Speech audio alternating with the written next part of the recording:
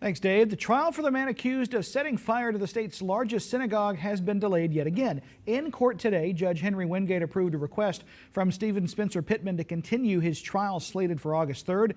Pittman is charged with 3 counts in connection with setting the Beth Israel congregation building on fire earlier this year. He initially was set to go to trial April 6th. That was continued until August. Now, Pittman has waived his right to a speedy trial. He's currently being held in the Forest County Jail.